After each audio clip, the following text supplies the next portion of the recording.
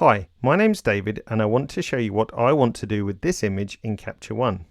Currently it has no adjustments applied, but I'd like to get to something that's going to look closer to this. So my first step will be to go to our Color Tool tab and then have a look at the white balance. I want to get something that's a little bit cooler, so I just drag the slider to the left until I reach the color that I'm happy with, which I believe to be about there. Now I'm not too worried about skin tone right now because that's something I can correct in the next step, but for the overall white balance I'm happy. Moving back to the exposure tool tab, exposure wise it's generally okay. I will just drop the exposure down a little just to richen the image slightly and bring up a few points of contrast as well. So I'm happy with those changes and don't feel any need right now to adjust brightness or saturation. Next task is to adjust the skin tone, and we can do that just by using the skin tone tab of the color editor. But before that, I want to make a local adjustment on just the model's face to restrict my edits to skin tone only. So first of all, I'll pick my draw mask brush, move over to the image itself and right click to bring up the brush parameters. Around this size and hardness is good. To see my mask I can just press M on the keyboard and I'm just going to draw roughly, and it's very roughly, around the skin areas of the model's face. Now the background and clothing is not close to skin tone, so we can be pretty assured that our mask doesn't have to be so accurate. Now I could just brush in to fill in the mask here, but I'll use a simple shortcut to say fill mask like so. Just to be on the safe side, I will erase the mask on her lips. So if I press E to get the erase brush up, right click once more to reduce my brush size, and I'll just take out the mask here because I don't want any color edits that I'm going to do on the skin to affect her lip color. So it's good practice to do so. Okay, M to turn the mask off, and now we can work on the color of the skin. In the skin tone tab, I'll take the skin tone color picker here, and I'm looking for a desirable skin tone, a good skin tone that I'd like to represent her entire face. We can zoom into help selection if necessary.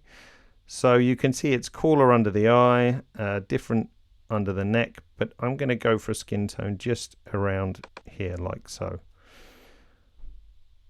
I'll expand out the range and you'll see why shortly for one of the tools that we're going to use below.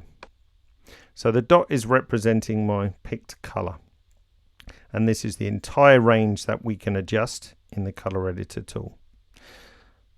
So my plan is just to make the skin a bit more uniform, and I can do that just by dragging the hue slider to the right.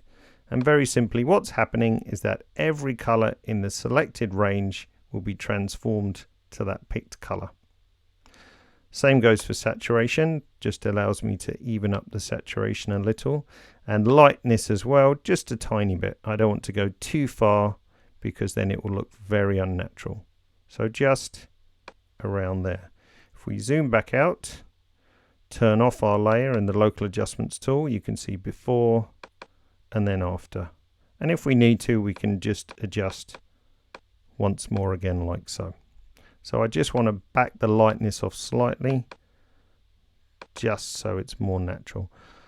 So now I've got my nice even skin tone. I could pretty much leave it there, but the next thing I want to do is just a small local adjustment on the hair, just around the top here, because the color tone is a bit cold. It doesn't match really well the rest of the image.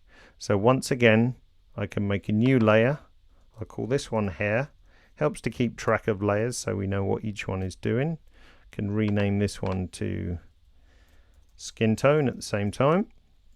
So on my hair layer, take the draw mask brush once more, or B on your keyboard.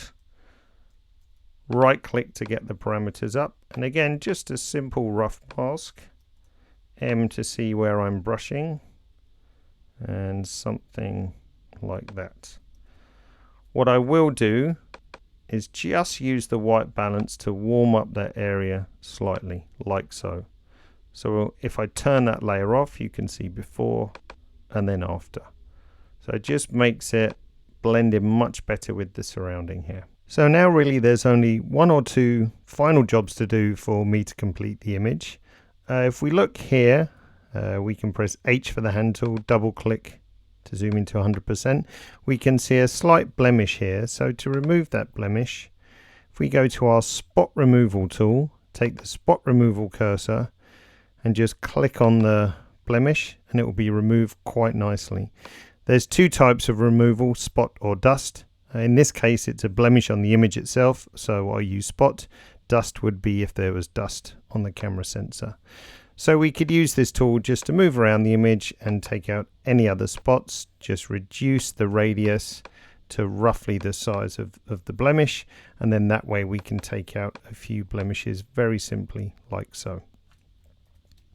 So one last thing to do, back to our exposure tab and just add a little bit of vignetting just to draw the eye into the image, and then right now I consider that to be complete. To recap, this is where we started, and then the final image based on the few steps we did here.